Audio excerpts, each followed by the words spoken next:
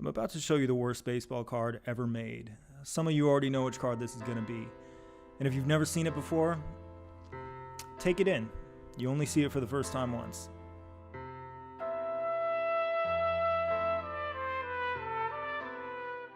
I hope it's as bad as you imagined. 1996 Pinnacle, number 289. This is Bob Hamelin.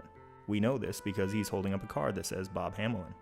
It's important to remember that Pinnacle actually emphasized photography when they produced this card set.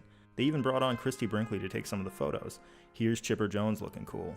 Ryan Klesko got to bring a surfboard to the photo shoot. Carlos Baerga was... Point being, baseball cards around this time were all about attitude. So, what happened, Bob? How they came to choose this particular photo, no one can really agree. But it wasn't just this one. In seemingly every one of his baseball cards, Bob Hamelin absolutely refused to be cool, no matter how hard the card companies tried. They embossed his card with foil. Didn't work. They made a shiny special edition card. It had no effect. He still looked like a dad from 1976 who was trying to shoo a bird out of his garage. They cut out his likeness and teleported him into a brilliant refractive rainbow dimension. Nope. Well, maybe he'll look cool on the back of the card. No. He looks like a competitive putt-putt golfer. Bob Hamelin is not participating. Okay, well, let's try an action shot. Bob, where's your bat? Bob, you're making this very difficult. Applying any measure of coolness to Bob Hamelin was absolutely hopeless. It was like trying to hang your jacket on a waterfall. Nothing stuck. His energy was just too powerful. He was determined to remain himself, and there was nothing anyone could do about it. And he won. His mystique could not be defeated, mitigated, or ignored. I think part of that mystique comes from his name, Bob. This name is so generic and yet it's so rare. How can it be both? Well, let's take a little walk through history. As far as I was able to find, the first Bob in the world of sports was Bob Toms, an Englishman who briefly played cricket in 1850 and 1851. Since 1855, there has always been at least one Bob athlete. By the 1880s, Bob had become a pretty common name, and at the turn of the 20th century, there were more than 100 Bobs in sports. This number dipped during the Great War, after which the Bobs returned in even greater numbers. It dipped again in World War II, and then the Bobs rebounded stronger than ever before. For decades, there were consistently around 500 active athletes who shared the name Bob. It was one of the most common names an athlete could have. In fact, some of the greatest athletes of all time are named Bob. And then, they began to leave. I don't think anyone noticed at first. As I built this, I kept hoping against hope that they'd return in some way, but I knew better. They just kept leaving and leaving. By the time I was born, there were fewer than 300 Bobs. The total continued to diminish with ruthless consistency. Today, by my count, there are only 9 Bobs remaining in the world of sports, and many of those 9 are just barely hanging on. They're all going away. As we'll see, Bobs are special people, and in losing them to retirement, we stand to lose more than we might imagine.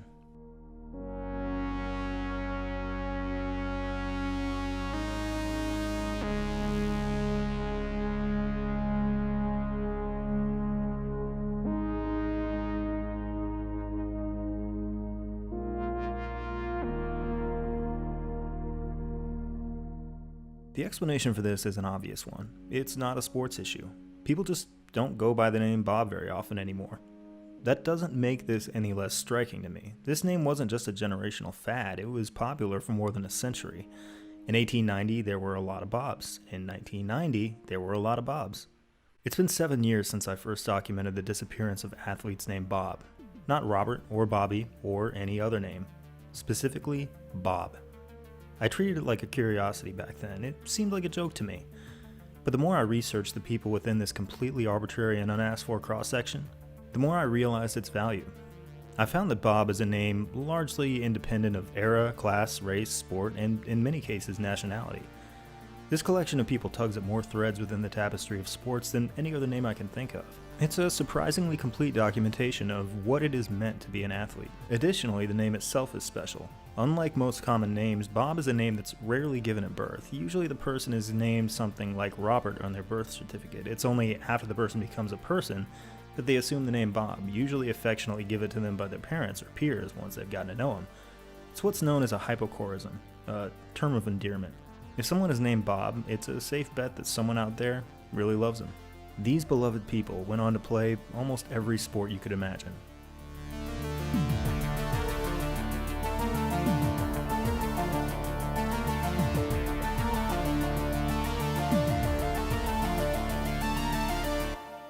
After scouring dozens of databases, I was able to find 11,612 athletes who went primarily by the name Bob.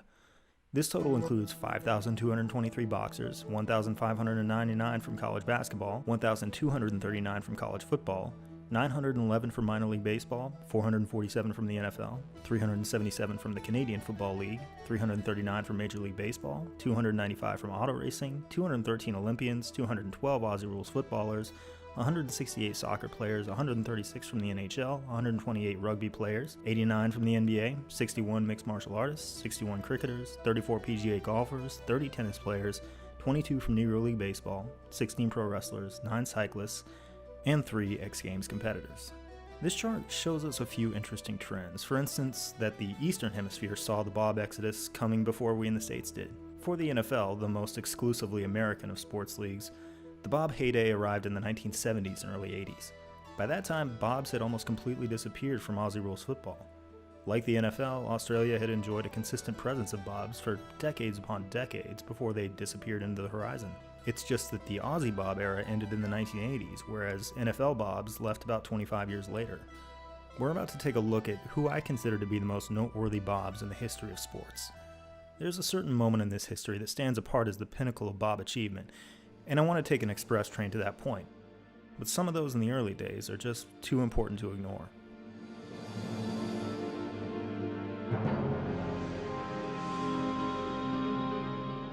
This is boxer Bob Fitzsimmons, still regarded today as one of the best strikers of all time. In this era, middleweights were limited to 160 pounds, light heavyweights to 175, and heavyweights above that. Bob won the world championships in all 3 classes, despite weighing only about 155 pounds throughout his whole career. It seems crazy to challenge for the heavier belts without bulking up, but Bob never bothered. He relied instead on his trademark solar plexus punch.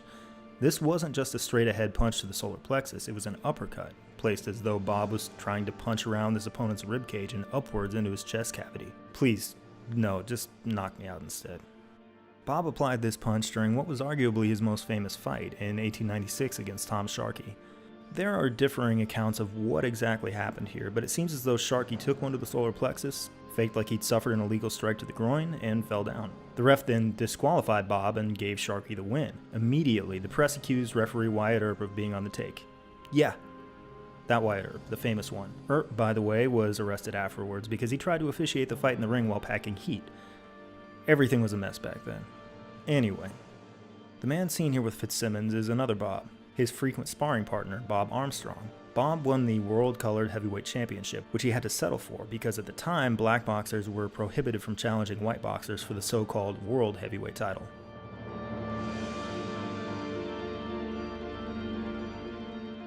Armstrong emerged from the world of Battle Royal. Modern cultural artifacts, such as the WWE Royal Rumble, the film Battle Royale, and the game Fortnite, all trace their roots directly through this racist and exploitative promotion, in which up to 10 men were sent into a ring designed for 2 men, and expected to fight until one was left standing. It was essentially a farce. While a boxer in a conventional match would have plenty of room, a Battle Royal fighter would have barely any space to work. For the amusement of the crowd, they were often blindfolded or had a hand tied behind their back. These poorly paid fighters were almost always black, and the spectators were almost always white. But Armstrong eventually worked his way into legitimate fight cards, and in the end he would be regarded as one of the best boxers of his era. He retired at the relatively young age of 31, focusing instead on trading fighters such as Jack Johnson, who would soon become one of the most feared fighters in history. In 1907, most white heavyweights were too scared to fight Johnson, but there was one white boxer who refused to cower behind the color barrier. Our buddy Bob Fitzsimmons. Bob was much older now, a 43-year-old man taking on a legendary 29-year-old in his prime. On top of this, Johnson was 205 pounds while Bob still weighed in at his usual 155. The fight was nearly cancelled when Bob stepped into the ring with a broken arm, which he'd sustained while training, but for reasons known only to him and God, he begged the crowd, insisting that he still wanted to take on Johnson. Fight watchers said there was absolutely no chance of Bob winning this fight, and they were absolutely right. There were hardly any blows landed in the match. Bob was unable to strike, and Johnson just didn't want to, seemingly because he felt bad about it. In the second round, Bob collided with Johnson, hit the mat, and didn't get back up. Bob Fitzsimmons was a hopelessly outmatched old man with a broken arm who gave everything he had left, which, after decades in the ring, was nothing at all. Bob Fitzsimmons and Bob Armstrong were legends in their time, but there were thousands more who got clobbered in total obscurity. As you can see here, boxing accounted for the vast majority of Bobs until the late 1940s when sports like minor league baseball and college basketball arrived to pick up the slack. So many of these Bobs were average guys who stepped in a ring once or twice and never fought again. But as long as we're here, I thought it might be nice to recognize the most obscure Bob I found. A Bob who, were it not for you and I, might never be dwelled upon by a human being ever again.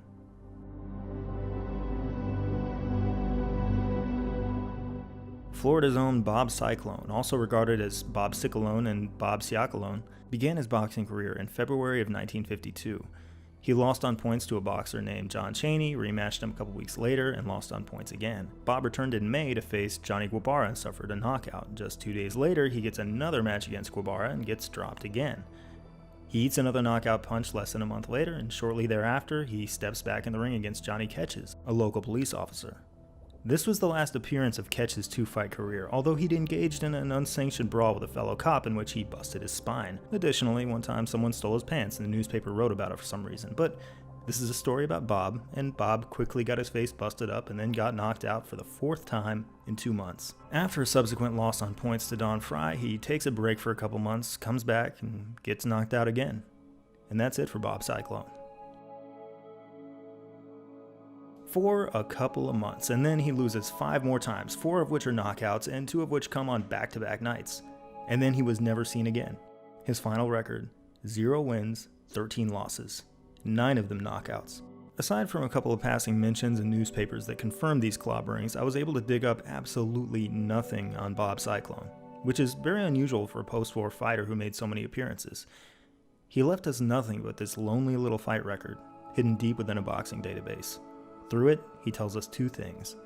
First, that opponents absolutely painted the canvas with him. And second, that he came back, night after night, to face his certain annihilation again and again. And we will never know why. But he was a Bob. He played a note in this symphony. He mattered.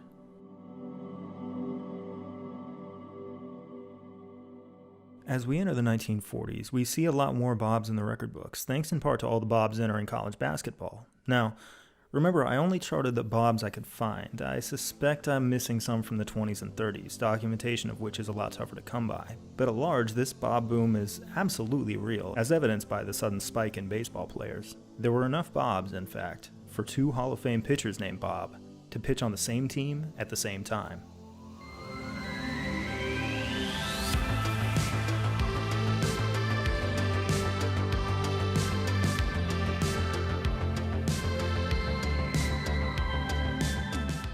First, Bob Feller, whose generational talent was so apparent that he was rushed directly to Major League Baseball at age 17 without playing a single game in the minor leagues. To this day, he's only the 3rd player since the turn of the 20th century to pitch a complete game as a legal minor. The difference between Bob and the other 2 is that he threw 5 of them. Bob Feller could throw a baseball faster than almost any other human being who has ever lived, before or since. According to eFastball.com, his 1946 fastball, which at the time was clocked at about 98 miles per hour, was actually 107.6 using updated methodology. By this same methodology, only Nolan Ryan, who once threw an estimated 108.1, has surpassed him. Today, pitchers benefit from a much lighter workload, advanced medical science, and intense training regimens, and yet none of them can come close to the estimated 107.6 thrown by Bob Feller, who, at 6 feet flat and 185 pounds, was considerably smaller than most of today's hardest throwing pitchers. It's so startling that you would be right to question the accuracy of this estimate. I can counter with 2 things. First, the estimate is derived from a measurement taken with a chronograph, which is actually claimed to be more accurate than modern radar guns, which we only use now because they're more practical. And second, like any good scientist, they also used an alternate method to measure the speed of his fastball. You're about to see what this method is. Any guesses? What do you think it is? Was it that? Yep. They raced Bob Feller's fastball with a motorcycle, which was both the best and stupidest idea they could have possibly had. Bob has 3 huge disadvantages here. First, he's throwing in a dress shirt and a necktie. Second, he isn't throwing from a mound like he's used to doing. Third, this helpful police officer ripping asphalt at 86 miles per hour actually gets a head start on Feller, who was expected to time his release perfectly with the passing of the motorcycle. And despite all that, Feller's fastball still clearly wins this race. What did we learn? Absolutely nothing. Less than nothing. That's just the way I like it. The origins of Bob Feller and Bob Lemon couldn't have been any more different.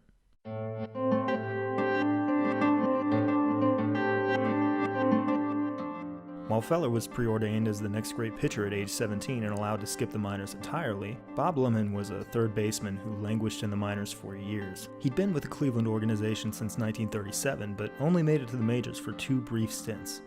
By the end of 1942, he had just 1 hit in 9 career at-bats. And then, like Bob Feller, Bob Lemon went off to war. Feller, a nationwide celebrity, got plenty of photos taken of him. Lemon, some guy, did not. When Lemon returned 4 years later, he was finally given a more permanent roster spot. And he was awful. With his pro baseball career nearly a decade old, he still just could not hit. As of May 9th, 1946, his career major league batting average was .153. For context, the batting average of the average player during Bob's career was .259. His hitting was abysmal, and he was 25 years old at this point. So how could this guy possibly end up in the Hall of Fame? Well, something entirely unexpected happened. A couple of opposing players, specifically the Yankees' Bill Dickey and Boston's Johnny Pesky, approached Bob's manager, Lou Boudreau. They'd played some baseball with Bob during their years in the Navy, and turns out he tried pitching a few times. They were so impressed with what they saw out of him that they thought Bob should pitch instead. Let's back up and review the entirety of Lemon's pitching experience at this point. He'd pitched a few times at the high school level, but almost always played shortstop. He'd made exactly 2 emergency relief appearances in the minors, the last of which was kind of a disaster in which he walked 3 men. And on naval bases, he pitched a few times, but the talent level was probably pretty uneven. Some genuinely good players and some regular guys. And they think this guy should pitch in the majors.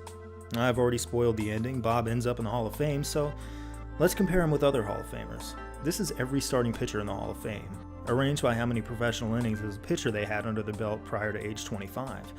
Most of these guys were already logging innings and getting valuable experience by the time they were 18 or 19. Now, Eddie Plank, who never played in the minors or the majors until he was 25, is a notable exception, but he did spend years pitching in college. The rest of these great pitchers spent hundreds and hundreds of innings improving their craft in their early years. Most pitched well over 1,000. Bob Lemon, of course, had 2. So little experience that it's barely visible on this chart. It wasn't all that weird for Boudreau to try out Bob as a pitcher, but what's really weird is that he didn't even send him down to the minors to learn how to pitch. He immediately sent Bob out there to figure it out on a major league level. Let's dwell on that for another minute. Bob Lemon was learning how to pitch while being a pitcher in Major League Baseball.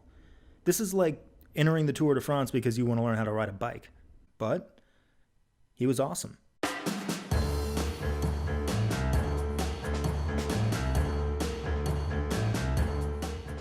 In white, you see the batting average that opposing hitters managed against Bob Lemon, the pitcher. Look again at that .259 waterline. They never even hit average against him. I decided to keep Bob's own batting average up here, which you see in black, because incredibly, once he started pitching, his hitting got better. By 1948, not only did Bob Lemon have a better career at the plate than the average hitter, he was considerably more successful with the bat than the guys he was throwing to. This was nearly the case over the course of his entire career. For a full-time pitcher to out-hit his opposing hitters for a span of approximately 9 years, almost no other player has ever done that. Pretty impressive hitting and pitching for a guy who at first couldn't do either. One final note. Remember Bill Dickey and Johnny Pesky?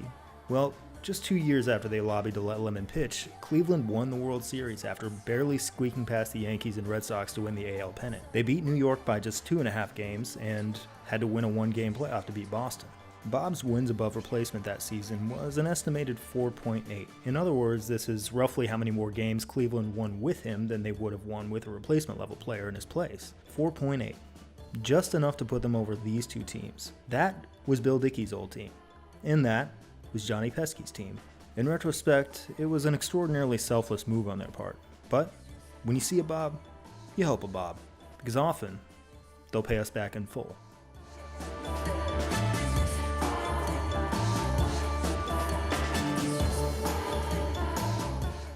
Basketball might be the greatest sport in existence, but it wasn't always that way. Unlike baseball, which has remained mostly the same in appearance since the 1940s, basketball is a total reinvention of what it used to be. Let's revisit a play from a 1930s high school basketball game. I watched it, but I'm not going to show you the video because looking directly at it is very bad for you. If you still really want to see it and you've had all your vaccinations, I'll include a link in the description. For the rest of us, let's just use a diagram. Meet our two heroes, player A and player B. They stand completely flat-footed and pass the ball back and forth 7 times. B then steps back a couple of feet and passes it back, but you haven't seen anything yet. Think there are only 2 letters in the alphabet? Well, think again, pal, because player C receives the next pass and passes it back to A. And then A and B pass back and forth 6 more times. But C is a man of action. He shifted over a full couple feet or so. When the ball comes back to him, he tosses to B, who, for the first time, dribbles so he can move while possessing the basketball. This is an extremely reckless maneuver known as doing something. Well, hey, look, it's player D. He takes the pass and dribbles up court a few feet, and then passes back to B, who passes back to A, who dribbles and passes back to B, who passes to D, who passes to B, who, after 24 passes, finally shoots. Does it go in? Here's a more important question. Do you care? And here's the most important question. How do we get from this to this?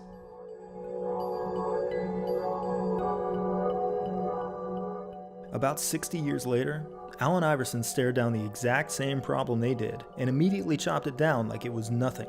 He was one of the greatest inventors in basketball history, but no one man can transform something so awful into something so great all by himself.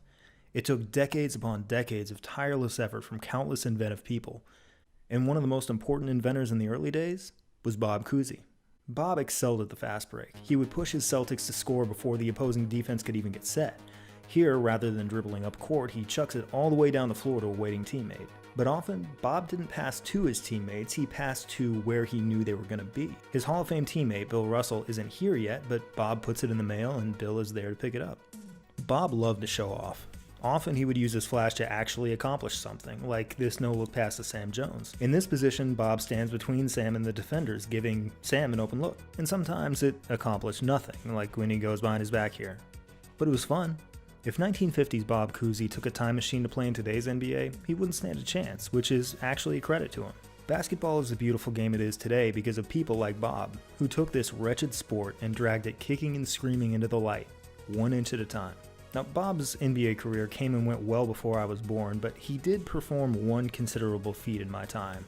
In the 1994 film Blue Chips, Cousy played a director of an athletic program, and in one scene he shoots free throws while he talks to his coach, played by Nick Nolte. At this point, Cousy is 65 years old, shooting in dress shoes, a button-up shirt, and a tie. Why are Bobs always doing this? Anyway, you can't really script making a shot, but maybe Bob can get one in and make it look good. Hey, there we go. And there's 2 in a row. This is slightly impressive. In the 2017-2018 NBA season, whenever a player got exactly 2 free throw attempts in a game, they hit both of them only about half the time. 3 in a row. Same conditions, less than half of players could make all 3. There's 4 in a row. 5 in a row. This line from Nick Nolte is not scripted. Don't you ever miss? There's 7 in a row. Uh-oh. An off-camera bucket? Sounds like a swish, but they could have piped in that audio. If you would like to debate this further, please join your local chapter of the Bob Cousy Blue Chips Free Throws Truther Association. If your community doesn't have one, start one. 9 in a row. Just for fun, Cousy puts up number 10 with his left hand, almost daring it not to go in. It goes in. Only 14.9% of modern NBA players who got 10 free throw attempts in a game were able to knock down all 10.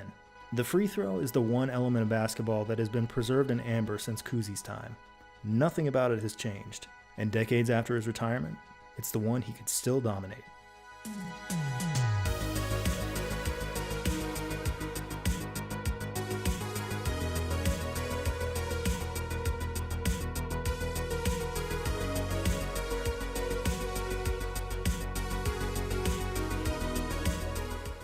By the 1960s, Bobs were everywhere in sports. Even when trends had shifted, they just kept on showing up.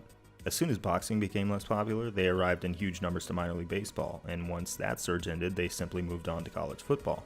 For decades and decades, across several generations, the Bobs had always been there.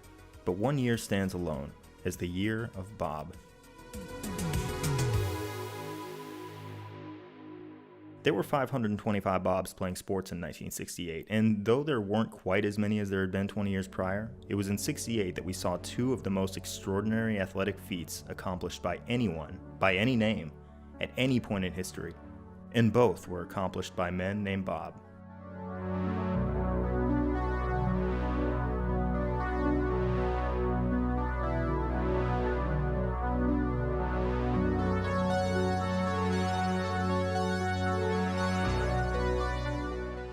We could spend hours talking about Bob Gibson, a man who, by all rights, never should have made it here. He did, because at every turn, he demanded it. Pac Robert Gibson was born in 1935. Unlike most, he chose the hypercharism Bob himself by taking his middle name and shortening it. As a child, he grew up in extreme poverty and suffered from rickets, asthma attacks, and a bout with pneumonia. He also developed a heart murmur that nearly prevented him from playing sports at all. Entering high school, he stood only 4'10", but by graduation he had transformed into a phenomenal athlete. He set at least one local record in track and field, but his main pursuits were basketball and baseball. Throughout most of his high school career, he was barred from baseball because the coach refused to let black players on the team. So, Bob turned his attention to basketball. He was a star on his high school team and wanted to play college ball at Indiana. When he applied, they told him explicitly that they did not want him solely because he was black. Bob ended up accepting a scholarship from Creighton instead. Once he was eligible to play, he immediately established himself as the team's star, leading in both points and rebounds. And while at Creighton, he also played baseball, the sport his high school coach refused to let him play. In April, he played what might be the best 6 innings of college baseball of all time, maintaining a no-hitter while also adding 4 hits from the plate. Why they pulled him, we'll probably never know. But it was clear that Gibson could do everything. Baseball scouts wanted him, so did the Lakers, and so did the Harlem Globetrotters. Bob didn't want to have to choose between baseball and basketball, so at first, he didn't. Just a few years prior, he was an impoverished, undersized kid whose health prevented him from playing sports at all. Now he was going to play for the Globetrotters and pitch in the St. Louis Cardinals minor league system at the same time. After a few months with the Globetrotters, Bob got sick of all the traveling and clowning around, so he focused on baseball, ending one of the most unlikely two-sport careers ever.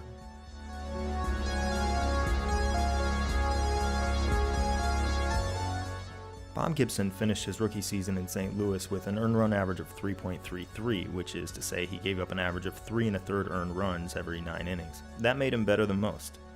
The next season, he hit a brick wall. More than a decade after Jackie Robinson broke the color barrier, a sort of quiet discrimination still permeated baseball. The pitcher, like the quarterback, was a marquee position reserved for a white player. Of the 153 pitchers to start a game in 1960, only 10 were black. But Gibson's manager wasn't at all quiet about this discrimination. His name was Solly Hamas, who, to hear Gibson tell it, had mastered the art of throwing his players under the bus, on at least one occasion yelling slurs at an opposing player. He would lazily, probably intentionally, confuse the names of black players on his own team. He would single out Gibson in meetings, implying that he wasn't smart enough to make it as a pitcher. Hamas destroyed Bob's ability to find any sort of rhythm, yanking him seemingly arbitrarily between the starting rotation and the bullpen. Gibson was on the verge of quitting baseball. His ERA of 5.61 was one of the worst in the majors, and it was far above the league average of 3.82.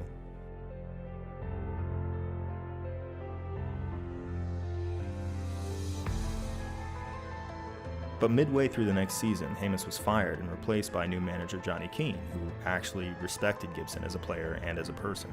His entire life, through ill health, poverty, and discrimination, the forces of man and nature had done everything they could to stop Bob Gibson from getting to this point. They failed, and now he was here, and he seemed hell-bent on throwing it all right back.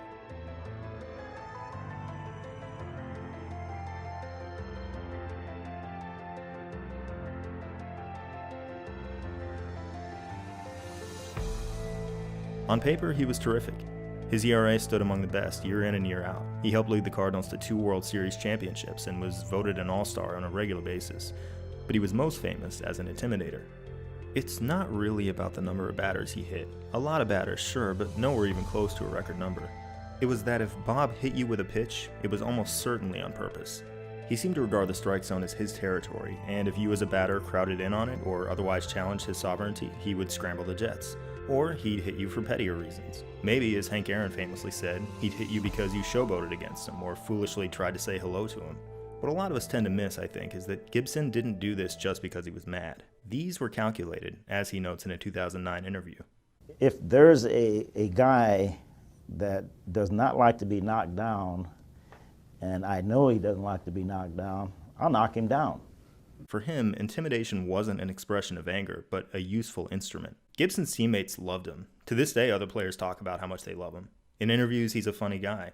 I once saw Don Newcomb pitch both ends of a doubleheader at Ebbets Field. Did you ever do that? No, that's dumb. But he was happy to be perceived as vindictive and psychotic to his opponents and collect the advantage that gave him. His delivery didn't hurt either. On the mound, he looked unlike any other pitcher I've ever seen. It's as though he threw the ball with such intensity that his own body got taken along for the ride. They captured his iconic follow-through in a sculpture outside Busch Stadium, and I can't help but look at it without thinking, why doesn't it fall over? Why didn't he fall over? It took its toll. In one of his books, Gibson explains that he'd drag his toe against the ground each time, and his foot would be bloody by the end of the game. He'd do this in part to manipulate the dirt on the mound and make life slightly tougher for the opposing pitcher. So here was a man who was endlessly crafty and calculating, possessed the athletic ability that made him both a Harlem Globetrotter and a World Series champion, and was as relentlessly determined as anyone else to play the game. Without question, he remains one of America's all-time greatest athletes. In the middle of the 1967 season, Gibson took a Roberto Clemente line drive straight to his leg. It hurt, but he stayed in the game. He walked a batter and forced a fly out from another, and then, while planting his right foot, his leg snapped in half. But he returned to the mound less than 2 months later and was available to pitch in the World Series. This is every World Series pitching performance within the integration era, a total of 1,245. Some pitchers finished the series with an ERA well above 10, but we'll keep the focus down here. Gibson finished the 67 series with an ERA of exactly 1 over 27 innings pitched. 3 complete games, in games 1, 4, and 7, the last of which won the Cardinals another World Series. In 2018, no pitcher finished 3 complete games across the entire regular season. Gibson did it in a span of 8 days. He'd done this before in the 64 series, and he'd do it again in the 68 series. There was no one like him.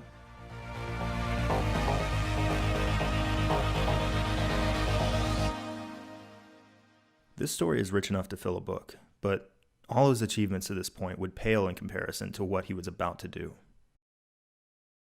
When Bob was 3.5 years old, he was stricken with pneumonia so severely that his mother feared he wouldn't survive. His brother wrapped him in a blanket and carried him to the hospital, and promised him that if he made it, he would buy him a baseball glove. In 1968, Bob Gibson pitched the greatest season in the history of baseball.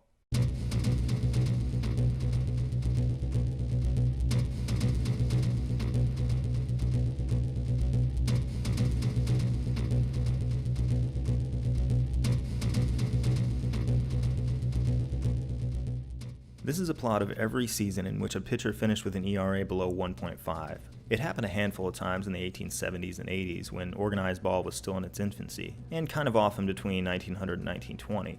This was known as the dead ball era, a time in which pitchers dominated. They were allowed to throw spitballs, rub the baseball in mud to make it tougher to see, and scuff up the ball however they saw fit. These practices were made illegal, and in the 50 years or so to follow, no one threw below 1.50.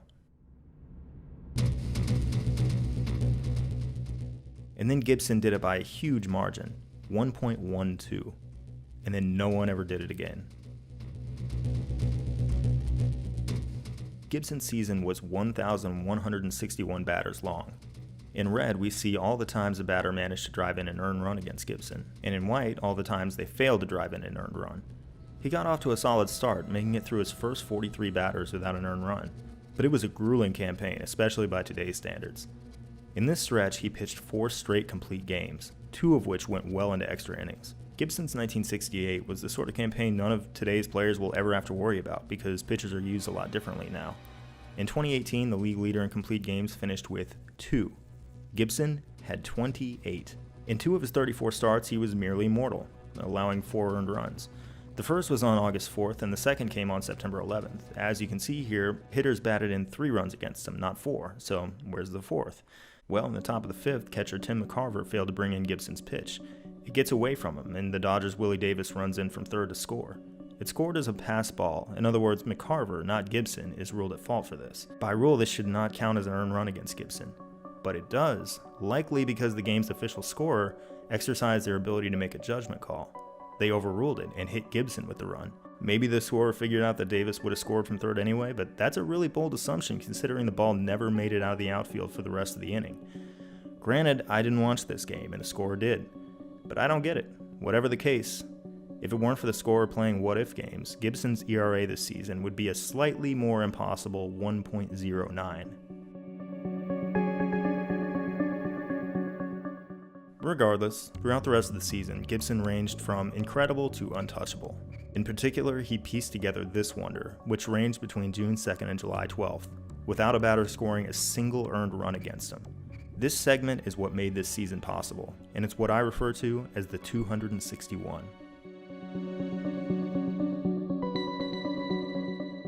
The red lights you see indicate whether he let men on first, second, and or third. As you can see, they rarely made it past first, let alone to third. To prevent 261 consecutive batters from driving in a run, you can't just rely on facing a couple of weak-hitting teams or a few players who woke up on the wrong side of the bed. You have to run the gauntlet of the National League. By the time it was all over, Gibson had faced nearly every single member of the NL All-Star team several times over, and he pitched to nearly every position player who received an MVP vote that season. Granted, he did not have to pitch to the actual MVP that season, who was Bob Gibson. In 49 plate appearances against Gibson, these men had managed just 8 singles and a walk. The best of the best hit 167 against him in this span, same as their slugging percentage, with an on-base percentage of 184. From the batter's perspective, these numbers are absolutely miserable. Which is not to say that he never got into trouble in this stretch. As you can see, he had to deal with some runners in scoring position. He just engineered his way out of trouble every single time. At one point, the Giants loaded the bases against him. With no room for error, Gibson gathered himself and struck out the next 3 batters in a row. I think he was annoyed with having to do this because he turned around and completely shut down 24 of the next 25 batters, giving up 1 walk and nothing else. I've had to be careful with my vocabulary here because Gibson did give up 1 earned run in this stretch, it just wasn't to a batter. On July 1st, he was facing the Dodgers' Ron Fairley with a man on third. The ball slipped out of his hand, hit the dirt, and his catcher couldn't quite haul it in. It was ruled a wild pitch, the runner scored, and Gibson was hit with the run. The catcher said the ball was wet from landing on the grass moments prior.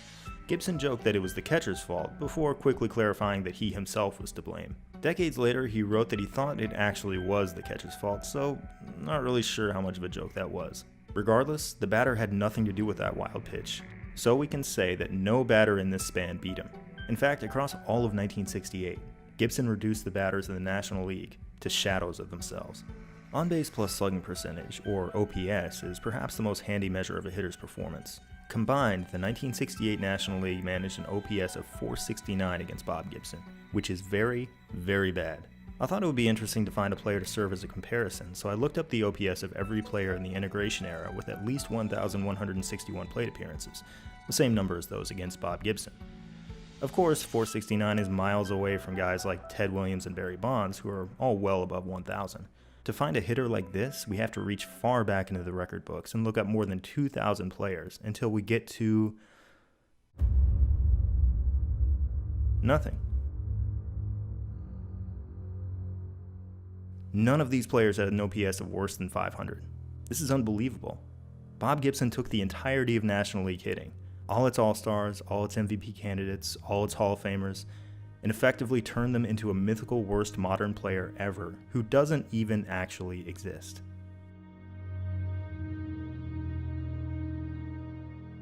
But back to Gibson's ERA of 1.12 for a moment, because that's the number he's most famous for. The closer your ERA gets to 0, the tougher it is, mathematically speaking, to cut it down further.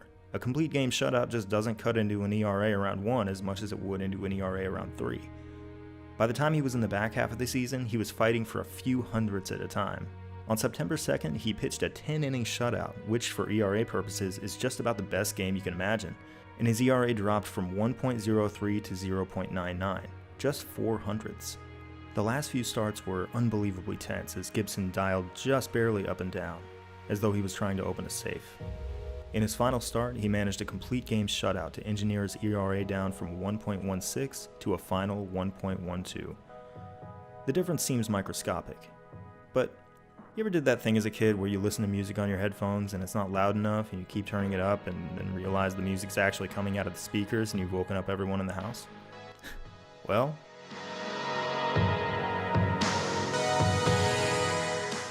in this season, the National League's collective ERA was 2.99. Remove Gibson's contributions, and it's 3.03. One man lowered the entire National League ERA by 4 ticks, all by himself. 1968 is known as the year of the pitcher. For reasons still debated today, pitchers enjoyed an unusual amount of success in this season. 6 other guys got their ERA under 2, but taking into account both ERA and innings pitched, those guys weren't even in the same category. Gibson was the one who destroyed the pitcher-batter dynamic in Major League Baseball. It was all his fault, and Major League Baseball responded by changing the rules before the next season. They're often known as the Gibson rules. To this day, Gibson dislikes taking the credit. 2 changes were made. First, the strike zone was altered, as it has been several times throughout history. Instead of ending at the top of the batter's shoulders, it only extended to the batter's armpits. Second, and more permanently, the height of the pitcher's mound was lowered by 1/3, which diminished the pitcher's leverage. Despite these changes, Gibson had another incredible season, finishing with an ERA of 2.18 that nearly led the league. Throughout his entire life, absolutely nothing and nobody on Earth could stop Bob Gibson. So they moved the Earth itself, and that didn't work either. Gibson's 1968 was one of the most remarkable athletic achievements of all time. But around the same time, in the same year, another Bob was on his way towards something perhaps even more incredible.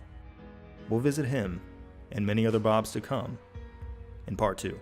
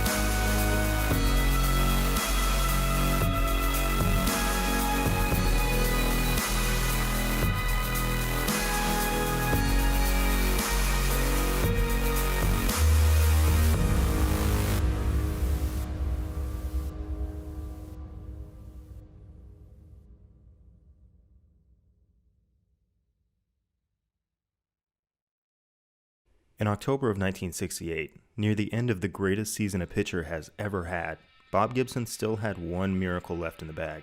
His opponent in Game 1 of the World Series was the Detroit Tigers' Denny McLain, who, like Gibson, would take home his league's MVP and Cy Young awards at the end of the season.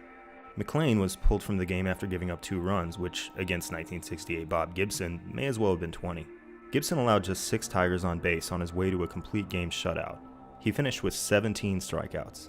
Delivering that last pitch, he looked like a man who could go another 3 hours if he felt like it, finishing with that signature follow-through of his that dragged him into another zip code. You can see the camera has to jerk over just to get him and the batter in the same frame. 50 years later, those 17 strikeouts are still a single-game World Series record.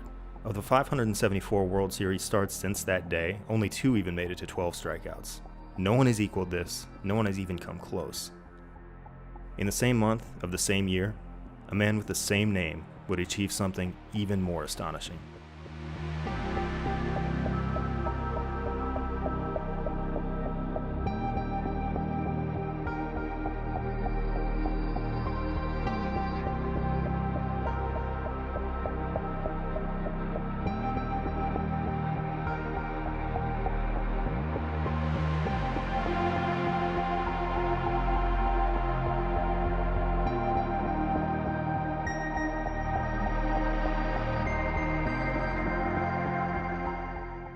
The long jump is one of humanity's most elementary exhibitions. You take a running start and then you jump as far as you can. It's also one of our oldest competitions. In 656 BC, an Olympian named Kionis of Sparta is thought to have jumped 7.05 meters, or 23 feet 1.5 inches. Whether this was a world record or for how long it stood isn't really known, but if that mark is to be believed, it's only modestly beaten in the 2,500 years to follow. In 1901, Ireland's Peter O'Connor leaps 24 feet 11.5 inches. With the return of the Olympics as an international pursuit, the record is challenged by countless track and field athletes, and in 1935, Jesse Owens extends the all-time best jump to 26 feet, 8 inches. This holds for 25 years, until fellow American Olympian and gold medalist Ralph Boston adds 3.5 inches in 1960. What follows is a back and forth between Boston and Russia's Igor Terovanesian, but the scale of their ambitions is getting smaller and smaller. They're dealing in fractions of inches at this point. In 1965, Boston beats his own mark by a patch of sand they may as well count in individual grains. If you stand far back enough to observe the entire jump, you have to squint to see the progression of the world record over the last 30 years. And it's important to note that thanks to the rise of the modern Olympics and college sports, track and field has absolutely exploded in popularity during this time. Many of the world's best athletes have dedicated themselves to the long jump at one point or another. And yet, collectively, this is the best humanity can do. What is the maximum distance that our anatomy allows us as human beings to jump? In the 1960s, it appears as though we've answered that question.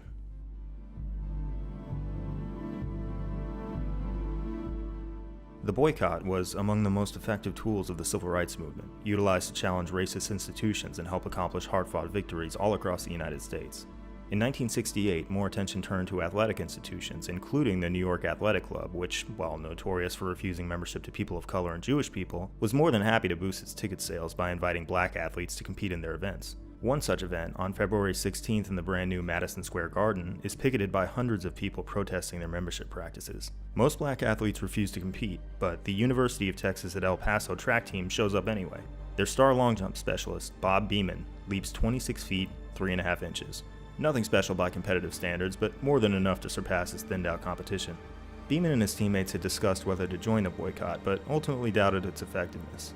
After all, UTEP's football players had organized a sit-in months prior, and it seemed to accomplish nothing. But more acutely, the 21-year-old Beamon is lonely in El Paso, and lacks the means to visit his hometown of New York on his own dime. The all-expenses-paid trip to compete in front of his friends and family is just too much for him to turn down. A week later in Oakland, Beamon jumps a much stronger 26 feet, 11.5 inches. Someone, who is apparently angry about his appearance in New York, emerges from the stands and tells him, "Something could happen to you this weekend." Nothing comes of the threat, but Beamon is shaken up. Around this time, he takes to writing poetry, more for himself than for anyone else. Beamon is one of the most promising track and field athletes in America, and he's on track to compete in the Mexico City Olympics later in the year. And he is in anguish over whether to throw it all away to protest the racism he experiences day in and day out. "How must I be lonely," he writes. "Why can't you love me and want me until the end of time?"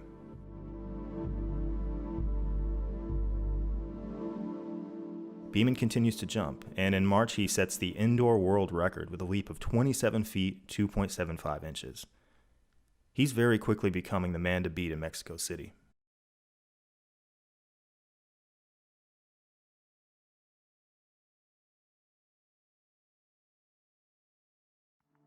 For Bob Beamon and his teammates, things are immediately and completely different. Any prior conflict and indecision has now disappeared within a UTEP track team that is scheduled to compete at BYU, a school that teaches that black people are inferior as a matter of policy. In protest, Beamon and 7 other members of the team refuse to make the trip. UTEP officials now have an opportunity to show solidarity with the athletes they're so proud of. Instead, they kick all protesting members off the team and revoke their scholarships, essentially kicking them out of school entirely. In a further act of reprisal, Beamon's wife is fired from her job. 5 months removed from the Olympic Games, Bob Beamon's track and field career is evaporating. Lacking the resources to travel all over the country, Beamon stays in Texas, jumping in track meets as an independent. In San Antonio 2 weeks later, he posts a stunning wind-assisted leap of 27 feet, 4 inches. Wind assistance is an unfortunate but common disqualifier. Many outstanding jumps have been ineligible for the record books because the wind speed was greater than the maximum allowable 4.47 miles per hour. Beamon's jump was inflated by a wind speed of 8.9, but he impresses the crowd all the same. He joins the Houston Striders track team a few days later and keeps jumping and keeps impressing. In June, he finally jumps 27 feet, 4 inches with no wind assistance. It's only 3/4 of an inch from the all-time record. Beamon has 2 goals. The first is to make the US Olympic team. The second, and far more outrageous goal, is to register a 28-foot jump. This would require him to shatter Ralph Boston's record by about 8 inches. In modern times, this record has never been broken by more than 6 inches. The record progression has been entirely stuck in the mud. It hasn't budged even a 1/4 inch in 3 years. But Boston, the veteran who's become Beeman's mentor, thinks he can do it. So does the great Jesse Owens, who suggests that the altitude will help him out. Mexico City, host of the '68 Olympics, sits nearly 7,400 feet above sea level, and high altitudes have proven to be slightly advantageous to long jumpers. After essentially punching his ticket to Mexico City with a 26-foot, 8.75-inch jump at the Olympic trials, the altitude theory is put to the test on September 14th. Beeman jumps at South Lake Tahoe, about 6,200 feet above sea level. On this day, he's further aided by a record disqualifying wind speed of 7.1 miles per hour. Even with both these advantages, he can only jump 27 feet, 6.5 inches. An incredible leap, but still about 6 inches away from his goal. 28 feet just doesn't seem feasible. To compete for a medal, Beeman must first pass the qualifying round, in which he's allowed 3 attempts. On his first jump, he steps just over the line, and the try is disqualified. Disaster strikes when the second attempt is disqualified for the same reason. Especially tragic because Beeman could easily qualify with even an average jump. One sports writer later suggests that just to play it safe, he should have jumped a foot before the line to easily clear the mark. He doesn't. Despite the circumstances, Bob Beeman goes for broke.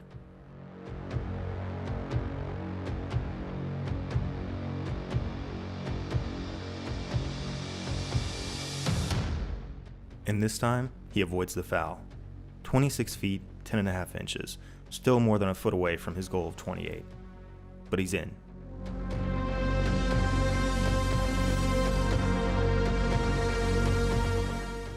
He takes a few heaving breaths and fades into a sprint. The wind is blowing within legal limits. This will be a record-eligible jump. Later, Beeman will say of this leap, "I felt alone."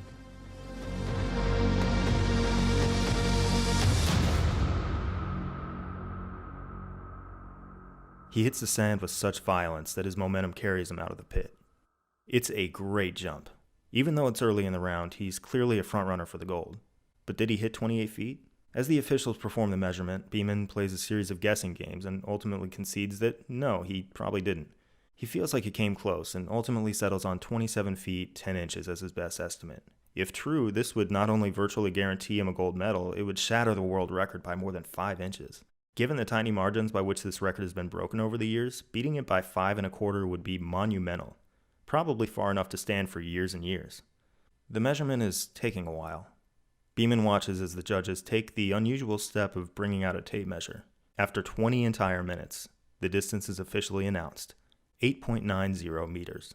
Like most Americans, he doesn't quite understand how far that is. When someone tells him the distance in feet and inches, he is no closer to understanding.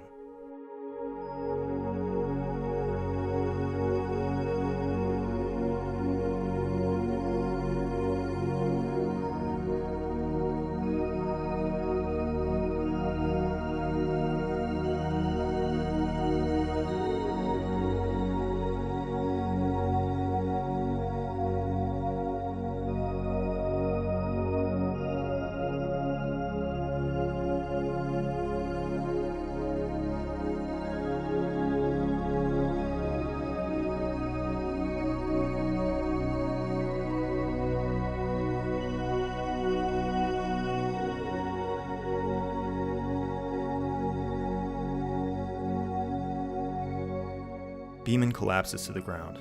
He'll be fine. He's experiencing what is later diagnosed as a cataplectic seizure, in which one system is so overwhelmed with emotion that one's muscles temporarily stop acting correctly. He cannot physically process what has just happened. He has done something impossible. The contest is over, and everyone knows it. Fellow competitor Igor Taro-Venezian, who once held the record himself, says, "Compared to this jump, we are children." Days prior, fellow American medalists Tommy Smith and John Carlos had displayed Black Power salutes on the Olympic podium as protests against racism. IOC President Avery Brundage, who during the Berlin Olympics decades prior had no issue with the Nazi salute, was outraged. He successfully demanded for Smith and Carlos to be expelled from the Olympic Village, lest he ban the entire U.S. track team altogether. Bob Beeman and Ralph Boston didn't care.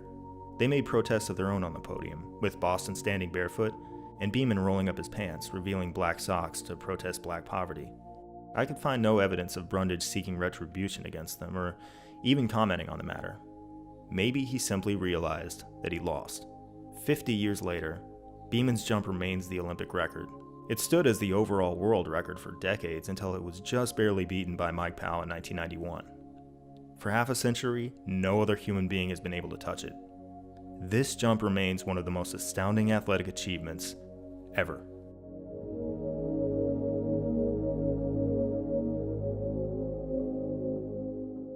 After this unforgettable year, athletes named Bob began to retire, and fewer showed up to play.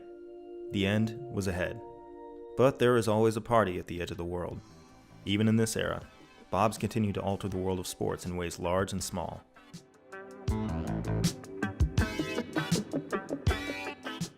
There was Bob Greasy, longtime Dolphins quarterback, winner of Super Bowls 7 and 8, and thrower of 6 touchdown passes in a single game. A 6-touchdown performance isn't all that rare in today's NFL, but it was almost unheard of in Greasy's era. It's even more special because Greasy did it while wearing glasses. Not athletic goggles, actual glasses. Why do Bobs so often look like they just got teleported from off the street? Regardless, Bob was a fashion innovator. Bobs, in fact, innovate quite often.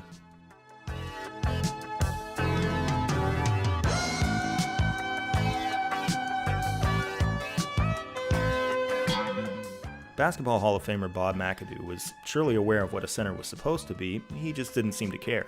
He was determined to play the brilliant sort of basketball he knew he could play, whatever that meant. Let's look at one of his best ever performances, a 1975 playoff game while with the Buffalo Braves. In this game alone, McAdoo took 9 shots from at least 15 feet out, and he hit 6 of them.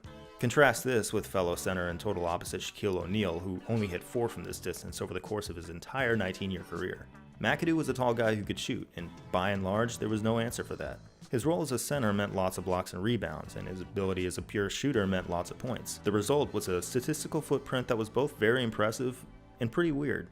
These are the times a player has scored at least 30 points per game in a season, since 1973-74. It's a very exclusive club, as it's only happened 42 times in this span, but McAdoo pulled it off 3 years in a row. What's interesting is that, as you can see, these terrific scorers don't block many shots on defense, and they pull down a fairly modest number of rebounds per game. Those duties just aren't in their job description. They're scorers, not blockers or rebounders. There are a couple outliers over here, Karl Malone and Russell Westbrook, who recorded more rebounds than the average volume scorer, but of these 4 extreme outliers over here, 3 of them are Bob McAdoo, and Bob McAdoo.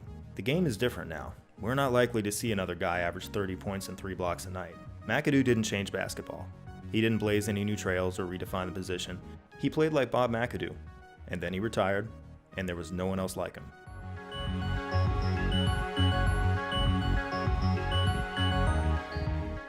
Decades later, another Bob would defy basketball conventions. This story may not be as important, but it is a lot less important.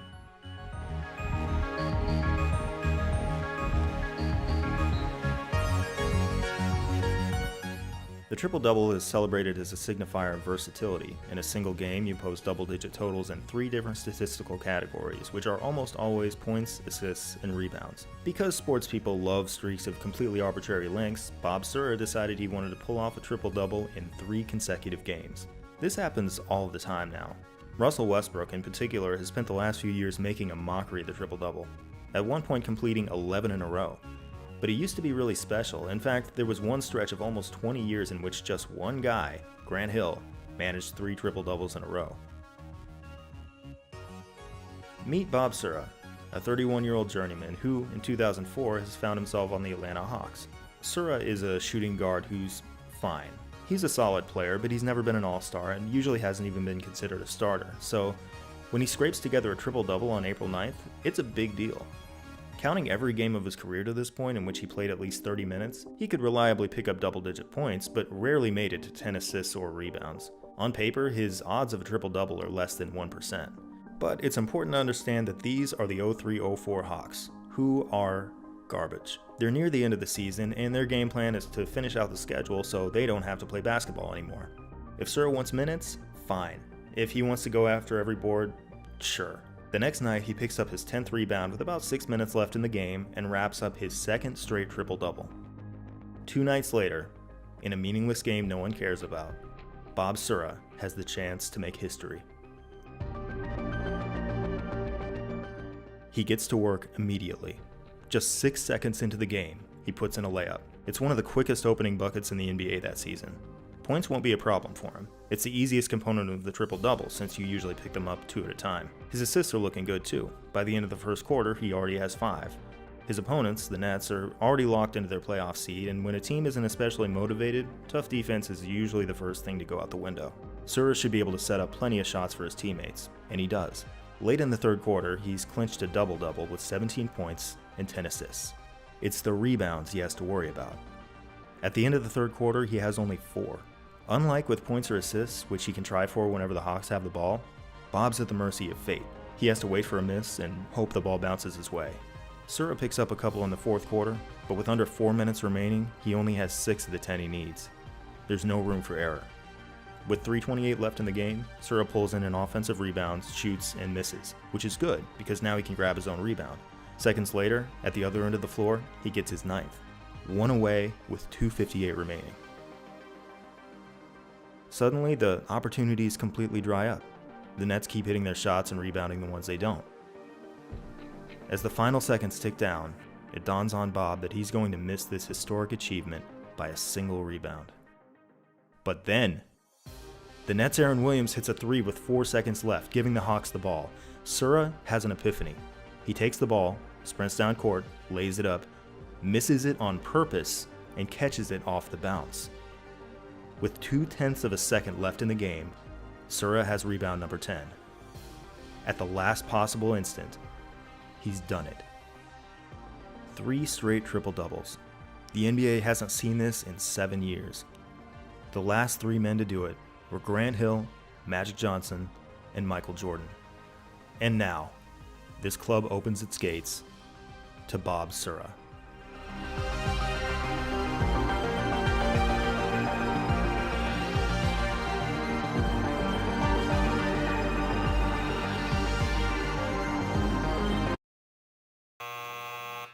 For a few hours, the league office lawyered it away from him, ruling that since he wasn't genuinely trying to make the shot, it didn't count as a shot at all, and thus no rebound.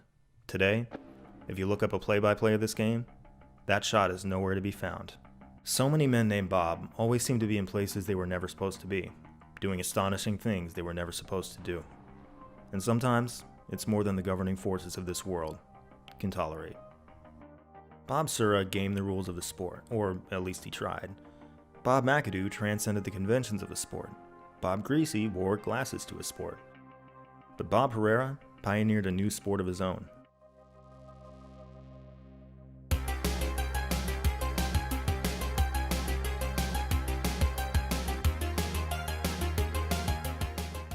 Herrera didn't quite invent street luge, which originated in the 70s under the names summer bobsledding and lay-down skateboarding. But he did use his experience as an auto mechanic to build a sled so well engineered that it could approach a speed as terrifying as 90 miles per hour. If a human being is traveling any faster than that without a motor, they're probably falling out of a plane. In its infancy, this sport lacked the resources to block off a track of their own, so they just luged on California highways alongside car traffic. Herrera's custom sled rolled so fast downhill that he managed to get hit with a couple of speeding tickets. But since it wasn't exactly illegal, he just kept on racing. And eventually, he tried to legitimize the sport by founding an official street luge association. It was the right sport at the right time. See, here is my personal biased and very reductive account of the 1990s. A large portion of America, collectively and simultaneously, went insane.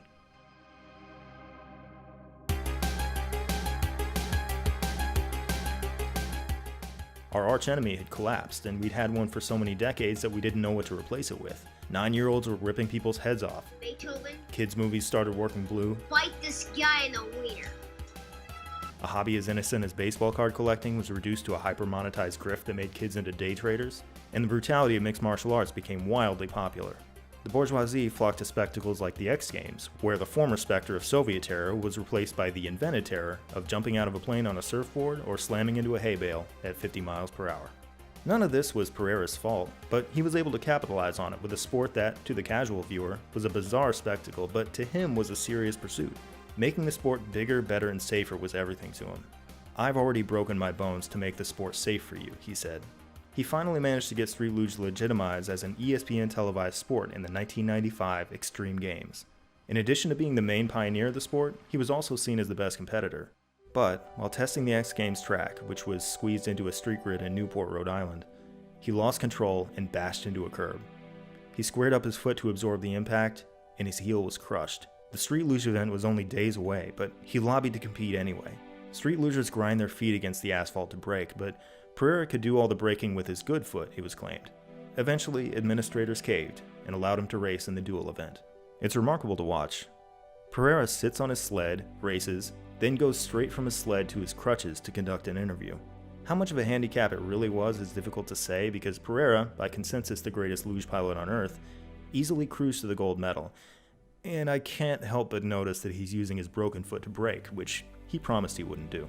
Today, the Street Luge is no longer an event in the X Games, a promotion that itself has faded in popularity as the world went a different kind of crazy. But Bob Pereira did more than anybody to bring mainstream recognition to the strange, obscure sport he loved.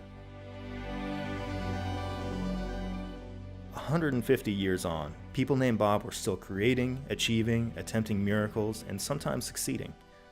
Each person named Bob was wildly different from the next, sharing in common nothing but their name and their ability to fascinate.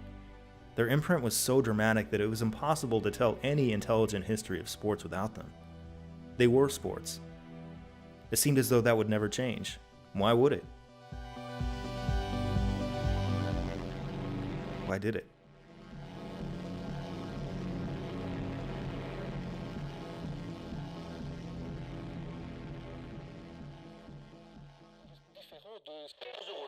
Par mois.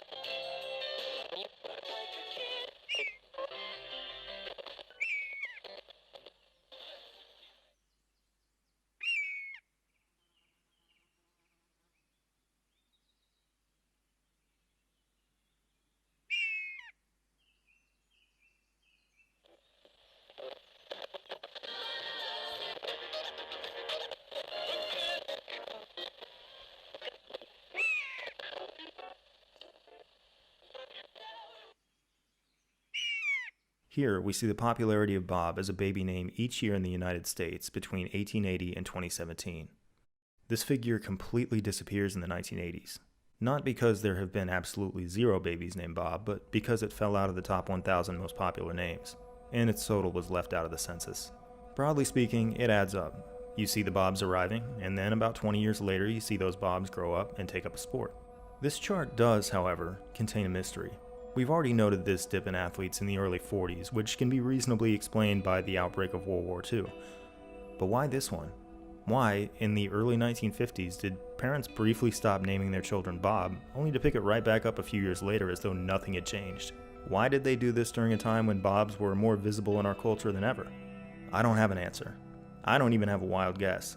But for these folks to confound us is nothing new. Of course, these are just the people who were named Bob at birth, a relatively rare practice. Most of our Bobs left the hospital as Roberts, and we have never been lacking for Roberts.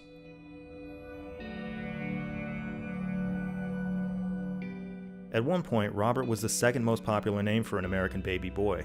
Even in the 2010s, there are several thousand Roberts born each year. At any moment, any of these Roberts could choose to go by Bob. It's very easy. Take it from me. You don't even have to go to the courthouse. But nearly every Robert has declined this opportunity. And there's no way I can blame him. See, you can tell how we as a culture perceive a name by how we use it to name fictional characters. I looked for major characters named Bob in modern TV and film. I know I didn't get them all, but I eventually identified 22. Nearly all of these are in comedy or children's programming. Many are from cartoons. Only 4 are in dramatic roles. And as for these, Bill Murray's character in Lost in Translation was named Bob to further establish him as a washed-up actor whose best days were long gone. And Bob, a major character in Twin Peaks, was created entirely by accident when a set decorator, Frank Silva, was inadvertently visible through a mirror during a crucial shot. David Lynch, being David Lynch, decided that rather than reshooting or cropping him out, he would not only keep the shot, but establish this guy who had never acted before as the arch-villain of the entire show. He was named Bob, perhaps only for the shock value. One of David Lynch's most outlandish creative decisions ever, it seems, was to take the name Bob seriously. It's clear that now we regard Bob as an unserious name. It's an endearing, short, funny little palindrome, and it might not be suitable for an era in which we take ourselves as seriously as we do.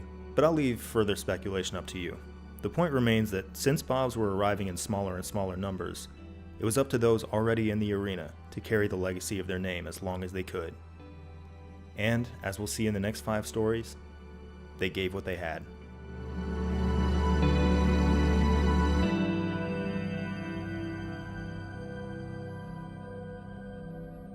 It's tough to imagine someone who is merely casually aware of WWE Hall of Famer Bullet Bob Armstrong. Either he's a legendary figure to you, or you have never heard of him. Until a couple months ago, I was among the latter. I'm not the one to tell his full story, so I'll focus just on 2 moments in particular. The first came in 1982, a little over 20 years into his wrestling career. He was in a weight room with Jake the Snake Roberts, and went to the bench press to perform a set of nose breakers.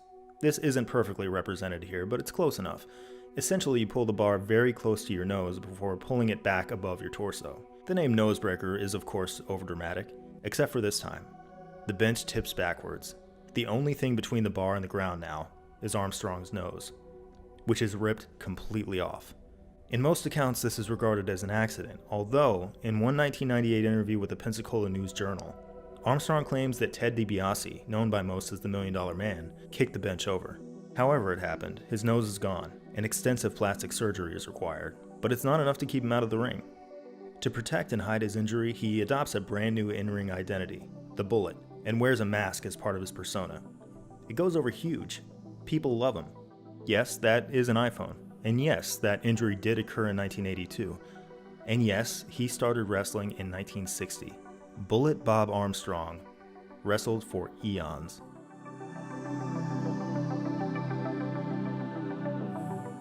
He began his career while Bob Cousy was playing in the NBA.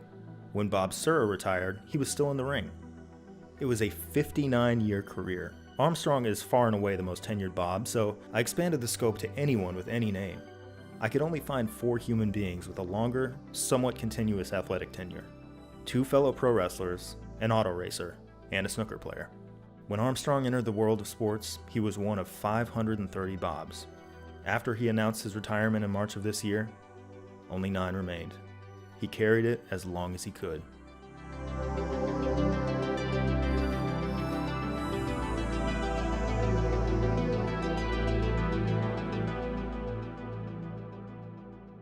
The story of Bob Probert deserves to be visited in full, and it is in the recent documentary Tough Guy.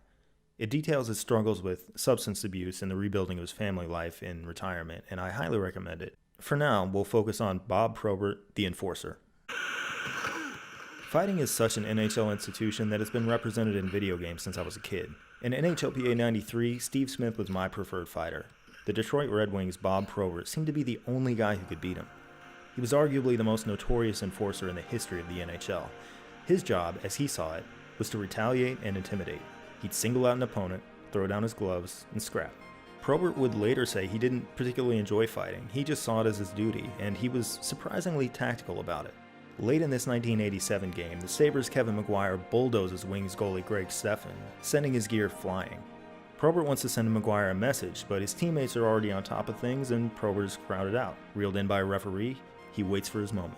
A full 2 minutes later, McGuire tangles with another of Probert's teammates, Captain Steve Yzerman. Once again, Probert makes it to the scene just a little bit too late to pay back McGuire, so he keeps waiting, and tries to look busy enough for the refs not to worry about him. It works. Finally, after 3 minutes of waiting, Probert dives in and nails him. He just wouldn't stop until he got his man. This is why Probert fought, to defend his teammates and exact revenge. They loved him for it, and so did the fans, so he just kept on fighting. While researching Probert, I found the website dropyourgloves.com. This is a community-generated database of hockey fight reviews and ratings. It's a beautiful place that hasn't been redesigned since 2004. The users of Drop Your Gloves have spent the last 15 plus years dutifully preserving the history of hockey fights. I'm in love with it, and on their crowdsourced list of all-time favorite fighters, number 1, by a wide margin, is Bob Probert.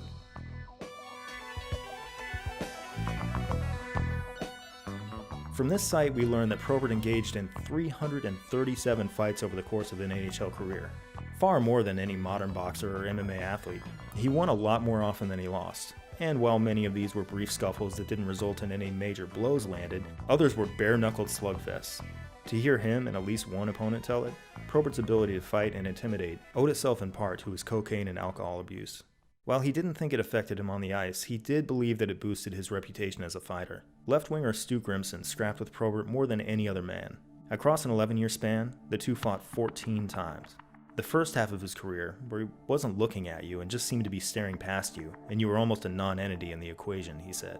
He just had this faceless countenance almost, and you were waging war with this inanimate being.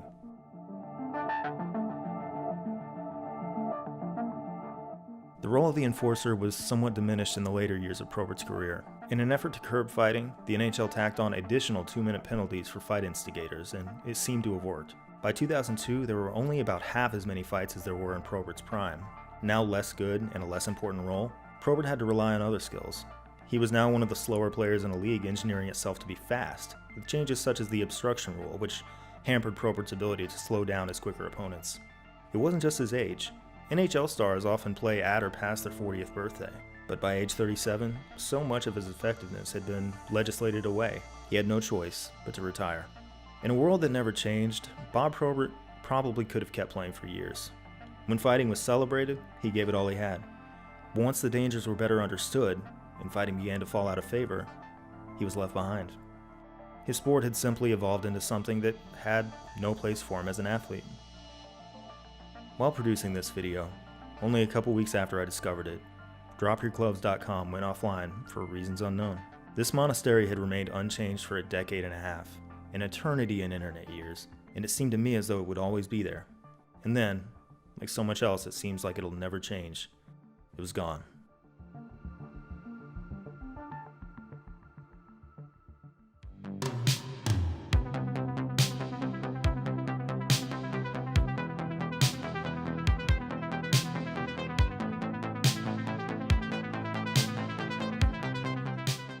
Brazilian-American Bob Burnquist is one of the most influential skateboarders ever, and has won more medals at the Summer X Games than anybody. He already collected 4 prior to his otherworldly performance in the 2001 Vert Final.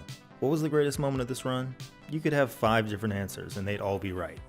Now, normally, an X Games announcer's job is to sort of hold the viewer's hand here and explain what's going on, because vert skating only recently entered the mainstream, and a lot of us don't understand what we're seeing. They're not helping us here. Oh no! What are you doing, Bob? Because they don't know what's going on either. This trick, in which Burnquist kicks out his board, reaches out to grab it with his hand, and then moves it back to his feet, has no name in 2001. Let's listen in and see what this one's called.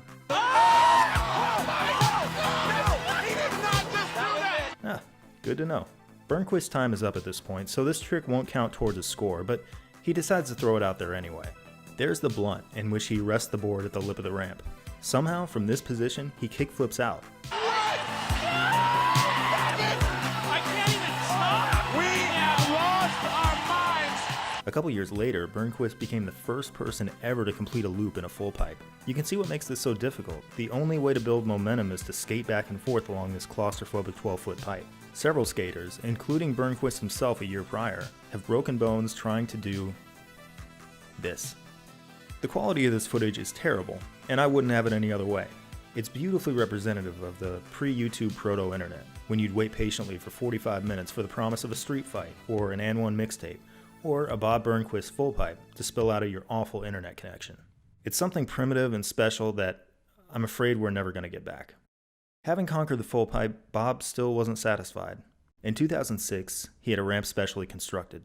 At the start was a 34-foot tall quarter pipe. He was to start at the top, build up speed, race up the ramp, jump, and execute a 50-50 rail grind.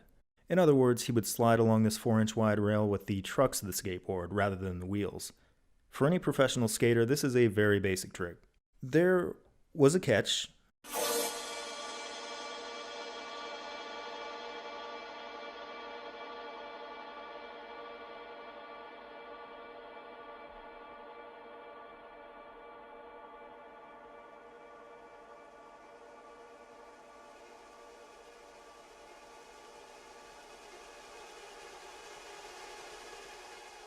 This is the Colorado River's Hellhole Bend. While not actually part of Grand Canyon National Park, it is considered part of the Grand Canyon geologically. Bob will be wearing a parachute, but the rail grind is crucial. That's what's going to give him extra separation from the cliff face. While it's steep, it's not completely vertical. And if Bob doesn't pull off a strong enough grind, he runs the chance of colliding with the rock before he can deploy his parachute. The bottom of the canyon is about 1,500 feet below.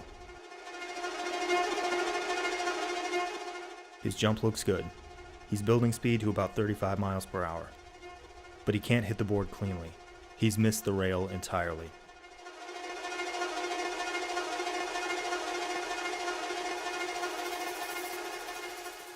Probably out of instinct, he grabs the rail with one hand, but it's no use. He's in free fall, flailing his arms.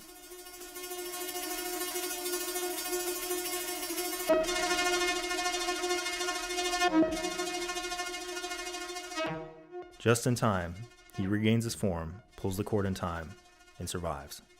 Bob stared death in the face and lived to tell about it. And then he decided he'd like to do it again. His team makes a slight adjustment to the end of the ramp, making it slightly longer and slightly steeper. This will sacrifice just a little distance in order to make it easier for Bob to hit the rail. It works. He pulls off a perfect 50-50 grind, followed by a safe landing. In the decade to follow, Bob remained a regular presence in the X Games and dominated the big air competition. Along the way, he populated YouTube with countless astonishing stunts, including the first ever Fakie 900. He finally retired from X Games competition at age 40, a pretty typical retirement age for star athletes, but I don't think it was just a matter of growing old. In interviews, he sounded like a man with nothing left to achieve. He won every challenge he could find, invented ludicrous challenges of his own, and knocked them down as well. When you've executed a rail grind in the Grand Canyon, what exactly is left to do?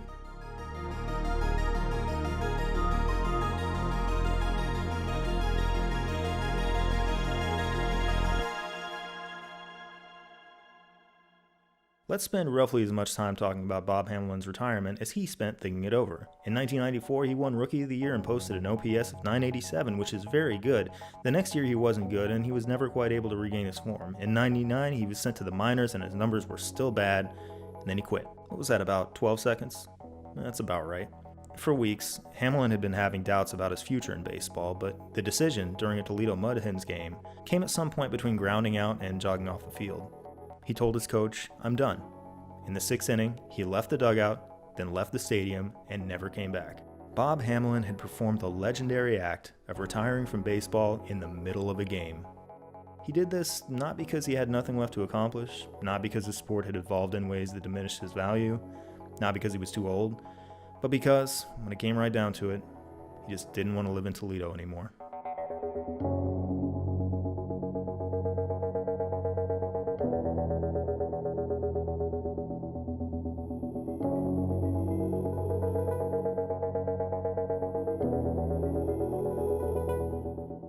On paper, it would seem vastly unlikely that Bob Sanders finds himself here at all. For one, he was born Damon Sanders. His mother, as mothers so often do, gave him a series of nicknames, including Boy Boy, Baby Boy, and Baba Boy. By the time the concrete was set, he went by the affectionate nickname Bob, which was eventually treated as his given name. For another, he was shorter than an NFL safety is supposed to be. At 5'8", he's tied with 4 others as the shortest NFL safety of the post-merger era. Here, these 1,131 NFL safeties are plotted by what's called approximate value, a metric developed by ProFootballReference.com to try to condense a player's overall contributions into a single number. Bob's approximate value is 34. Now, nearly 300 safeties have finished with an approximate value of at least that, so this doesn't seem all that special until we make another consideration. Unlike every other player in this group, Bob accomplished that in just 50 career games, all while being the shortest guy in this chart. His size disadvantage did not matter. Here, the 200-pound Sanders is the only thing standing between Jaguars fullback Greg Jones and a touchdown. Jones has 40 pounds on Sanders and is running with a head of steam, and when they collide, it's like Jones is running into a lamppost. His considerable forward momentum completely evaporates. Hits like this one made Sanders invaluable to the Colts in the mid-aughts. Between 2005 and 2008, when Sanders didn't start, the Colts were good. When he did start, they were almost unbeatable.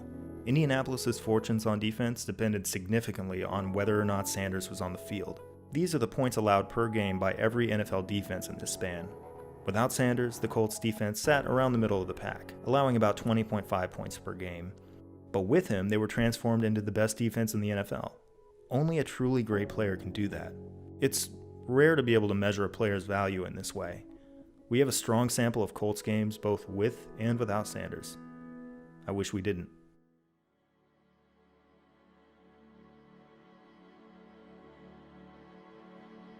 Purely in terms of ability, Bob Sanders belongs in the same conversation as guys like Troy Polamalu, Ed Reed, and Brian Dawkins, the best safeties ever to play the game. Players like these cemented their case for the Hall of Fame by playing at least 10 solid seasons.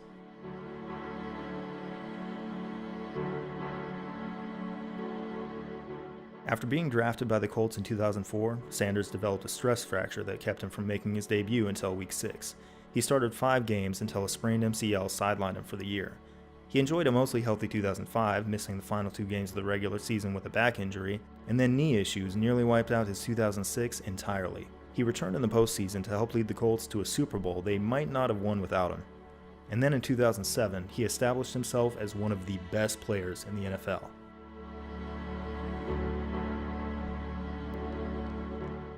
The trend is impossible to ignore. In blue, you see the Colts defense's league rank in points allowed expressed as a percentile.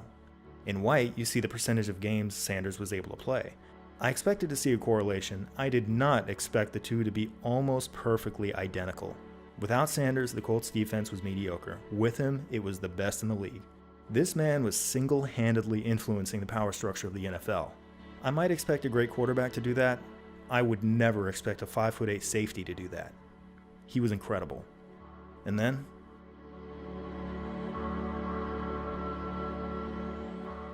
knee issues wiped out most of his 2008 and kept him out of the first 5 games of 2009. He played just 2 games before injuring his elbow and tearing his bicep. In the 2010 season opener, which turned out to be his final game with the Colts, he tore his other bicep. Sanders resurfaced with the Chargers, only to see yet another season end 2 games in thanks to yet another knee injury. He never played again. On account of how many games he missed, Sanders doesn't make it into the same conversations as Troy Polamalu, Ed Reed, or Brian Dawkins. During his 8 active seasons, he was sidelined well over half the time. It's easy to wonder whether his physical style of play had something to do with it, but ultimately, it was through no fault of his own. Bob Sanders played as long as he possibly could, and when he left, there were no more Bobs playing in the NFL, the NBA, the NHL, or Major League Baseball. He was the very last one in major American sports, and there are no more coming.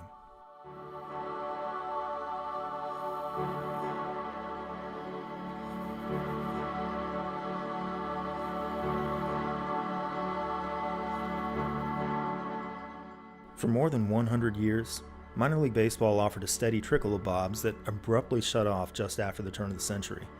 NCAA football and basketball, which used to give us Bobs in the dozens, have completely moved on. The last college basketball player, Bob Bevilacqua of Canisius, and the last minor league baseball player, Frontier League pitcher Bob Wheatley, both ended their careers in 2010 without going to the pros. In college football, a guard named Bob Bradley played 1 game for Tulane before making his exit. Not a single Bob has walked through the door in years.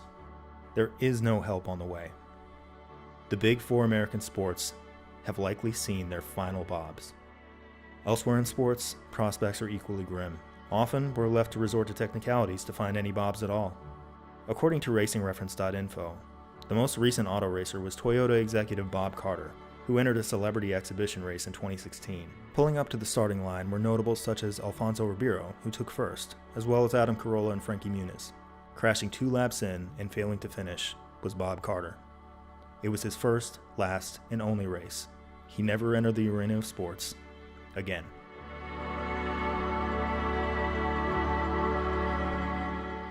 In the 21st century, we've received some unexpected assistance from the world of mixed martial arts, including the contributions of one person who, confoundingly, was named Bob Bob. In September of 2010, the city of Hamamatsu, Japan hosted Deep Cage Impact. In what appears to have been an undercard fight, Bob Bob took on Akiyoshi Yamada and was knocked out halfway through the second round. It was his only fight, or at least it was his only fight under the name Bob Bob. Apart from this, absolutely nothing about Bob Bob is known or understood. I could find no more complete profile or video or even a mention on a message board. This fight record is the only relic indicating that Bob Bob ever existed. He appeared for approximately 7 minutes and disappeared into the vast unknown. A lot of bobs appear to have retired in the last year, whether officially or unofficially. It's always possible that they might not be done, particularly pro wrestler Bob Orton Jr. and MMA fighter Bob Sapp. Both have been thought to be retired before, only to return to the ring. And, in fact, I have breaking news to announce. During the production of this series, 68-year-old golfer Bob Gilder returned to play yet another season on the PGA Champions Tour. So, we have a change to announce. There are not 9 active Bobs, but 10. These are the 10. They might well be the final 10 Bobs in the history of sports.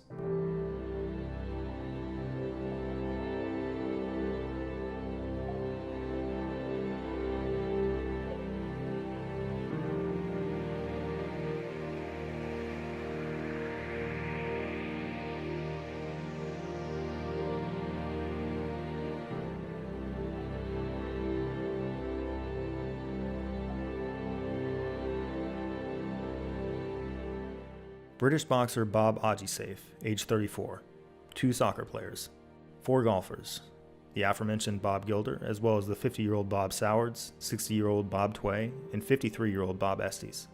Tennis player Bob Bryan, who has won 23 Grand Slam doubles titles with his twin brother Mike, is 41. Bob Evans, who has wrestled in a variety of promotions, including Ring of Honor, is 46. And cyclist Bob Jungels of Luxembourg is 26. If all these Bobs were to play for a historically long time and tie the record for oldest person to play their respective sports, we could make it past 2040. Of course, there's virtually zero chance of this happening. The best long-term bet appears to be Bob Evans. As we've seen from Bullet Bob Armstrong and Mae Young, wrestlers can stick around for a long, long time. Evans, however, straddles the line between wrestler and promoter, and it's difficult to imagine him maintaining a continuous presence in the ring for more than another few years. My most realistic forecast is grim. I estimate that by 2030, we'll be left with 1 golfer on the PGA Champions Tour. If we're lucky, Jungels, who has already found success in his cycling career, will still be riding. And then, all this will belong to the past. This story, nearly 200 years in the making, will be finished.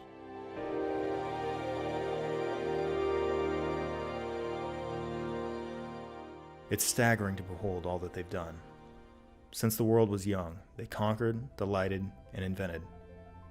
They were, without wavering, themselves. They were righteously uncompromising, and rejected who they were expected to be, demanding instead to change the world around them.